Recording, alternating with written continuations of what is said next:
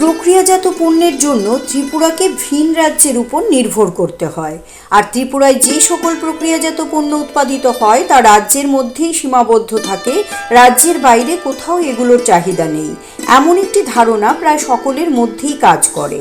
কিন্তু বর্তমানে এই ধারণাকে ভ্রান্ত প্রমাণ করে ত্রিপুরার পণ্যকে এখন বহিরাজ্যের মানুষের মধ্যে জনপ্রিয় করে তোলার জন্য অবদান রেখে চলেছেন কয়েকজন আগ্রহী শিল্প উদ্যোগী।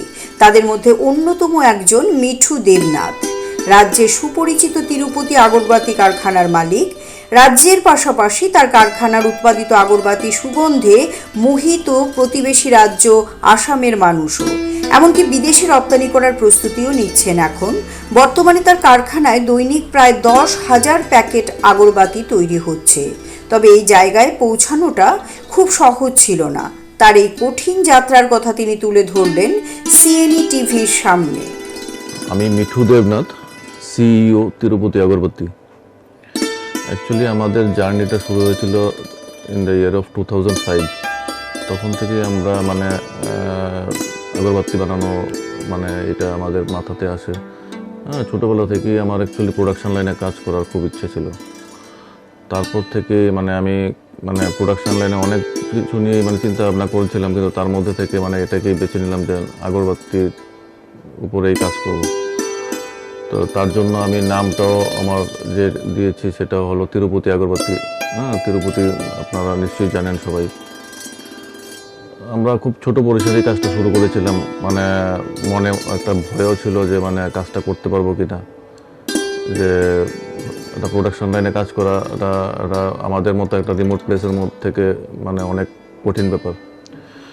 তারপর আমরা আমি এটা শুরু করি আস্তে আস্তে, বিভিন্ন জায়গাতে যোগাযোগ করি, বিভিন্ন কারখানাতে গিয়ে আমি এটার কোচিংও নিই, নিয়ে তারপরে এটা ছোটো আকারে শুরু করেছিলাম। কিন্তু প্রথম আমাদের খুব অসুবিধা হয়েছিল আমাদের মার্কেটিং করতে গিয়ে, যে এখানে লোকাল প্রোডাক্ট আমরা রাখবো না বা এরকম বিভিন্ন রকমের অনেক কিছু অনেক কিছু শুনতে হয়, যেটা বাস্তব, যেটা শুনতে বাস্তব ব্যাপার। আমিও আজকে আমার কাছেও যদি কেউ আসে আমিও সেটাই হয়তো করবো।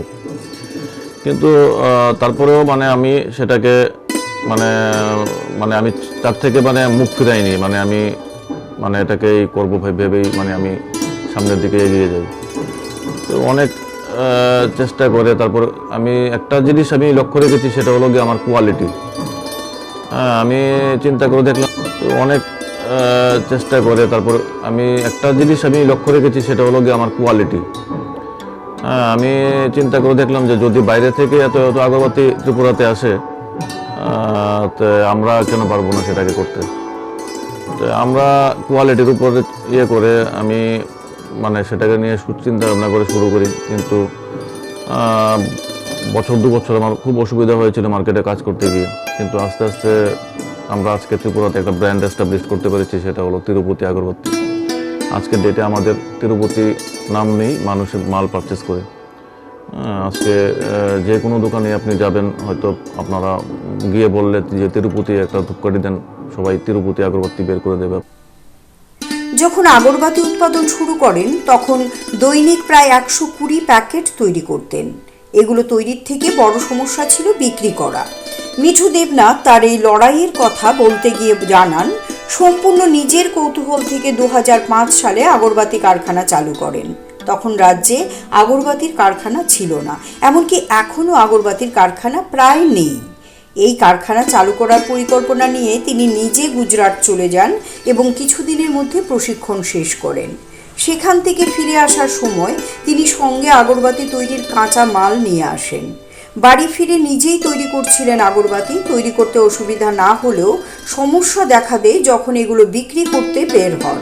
স্থানীয় কারখানায় তৈরি করা হয়েছে শুনে ব্যবসায়ীরা এগুলো কিনতে চাইতেন না। তবে তিনি ধৈর্য হারাননি। তার বিশ্বাস ছিল জিনিস ভালো হলে মানুষ একদিন না একদিন আগ্রহের সঙ্গে কিনে নেবে। তাই তিনি কাজ চালিয়ে যাচ্ছিলেন। অবশেষে মানুষ তার তৈরি আগরবাতির গুণাগুণ বুঝতে পারেন এবং চাহিদা বৃদ্ধি পেতে থাকে। আগে যেখানে একা নিজ হাতে দিনে মাত্র 120 প্যাকেট তৈরি করতেন, এখন প্রায় 10,000 প্যাকেট তৈরি হচ্ছে।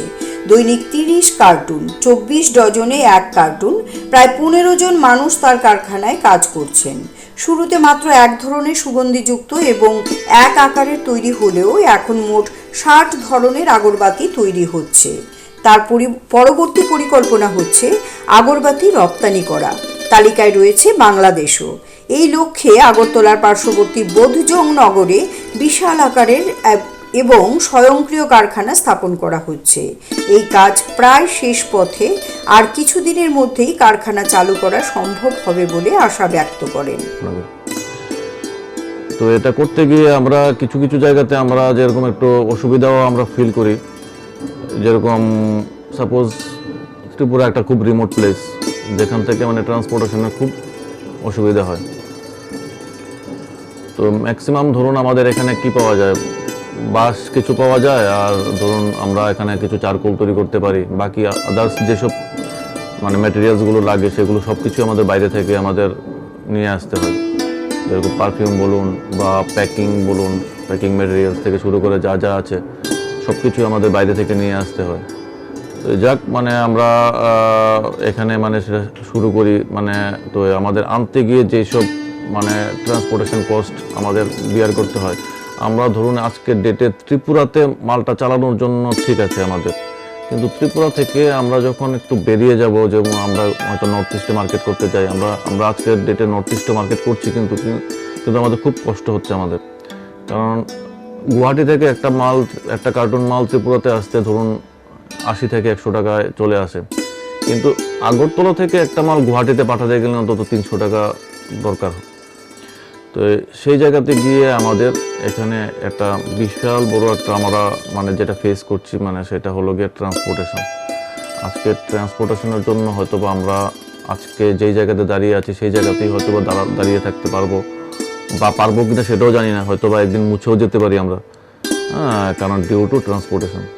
আমরা গভর্নমেন্টের কাছে অনেকবার আমরা সেই ব্যাপার নিয়ে আমরা মানে কথা বলেছিলাম যে এটার ব্যাপারে কিছু একটা করার জন্য গভর্নমেন্ট, কারণ যদি ট্রান্সপোর্টেশনের ব্যাপারে আমাদেরকে কোনো একটা ফ্যাসিলিটিস না দেওয়া হয়, তাহলে হয়তো বা আমরা আগামী দিনে মানে বাইরের যেসব ইন্ডাস্ট্রিগুলো আছে সেগুলোর সঙ্গে আমরা টেক্কা দিয়ে চলতে পারবো না, কারণ আমাদেরকে একটা সময় গিয়ে মানে মুছেই যেতে হবে আমাদেরকে। তো যাক, আমরা এখন অবধি তো চলে যাচ্ছি, আশা করি আগামী দিনেও চলে যাব, কিন্তু কতটা আগামী দিনে আর কতটা আমরা উপরে যেতে পারবো সেটা আমরা জানি না। যদি গভর্নমেন্ট আমাদেরকে সাহায্য করে তাহলে আমরা নিশ্চয়ই যেতে পারবো। তো যাক, আমরা আজকে এখন আমরা এক্সপোর্টের জন্য আমরা প্রিপারেশান নিয়েছি। আমরা হয়তো ভেরি রিসেন্ট, হয়তো আগামী মাস 2 মাসের মধ্যে আমরা হয়তো এক্সপোর্টও করবো। আমরা যখন আমরা শুরু করেছিলাম তখন আমরা পার ডে আমাদের প্রোডাকশান ছিল হয়তো বা 10 ডজন, 12 ডজন, 15 ডজন সেরকম করে আমরা কাজ করতাম। কিন্তু আজকের ডেটে আমাদের এখানে পার ডে প্রোডাকশান হচ্ছে নিয়ার অ্যাবাউট 25 কেস, মানে এক কেস ইন্টু 24 ডজন। তাই আমাদের এখানে এখন মানে সেই পরিমাণ প্রোডাকশন আমাদের আছে এখন বর্তমান আমাদের ক্যাপাসিটি। তিনি আরও জানান, রাজ্যের আগরবাতির চাহিদার প্রায় 30% তার কারখানা থেকে মেটানো হচ্ছে।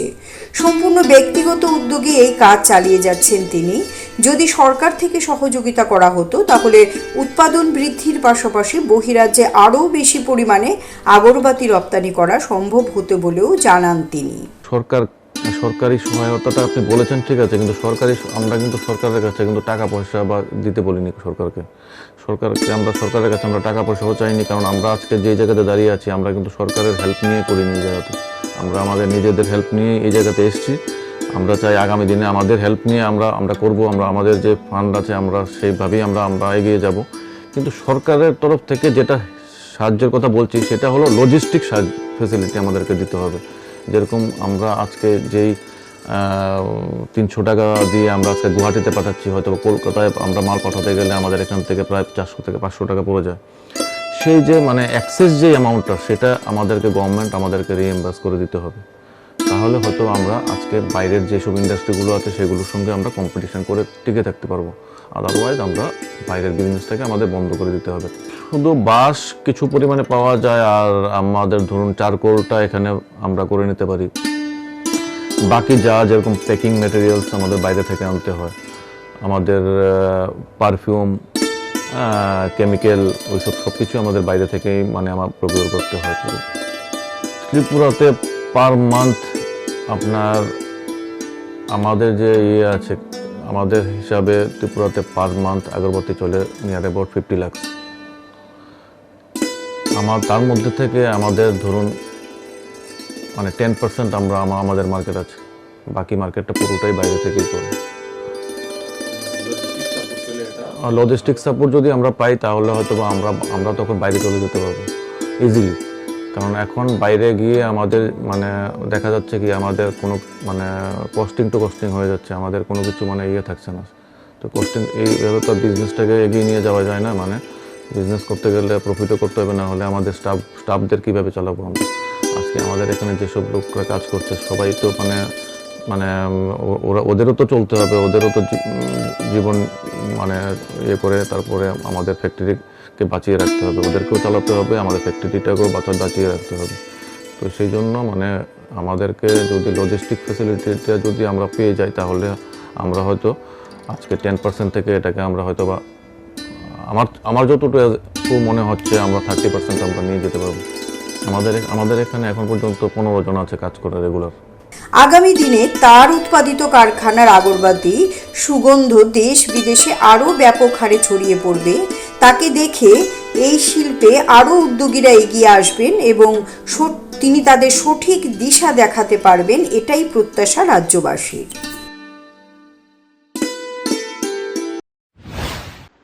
Siri TV, channel for news and entertainment.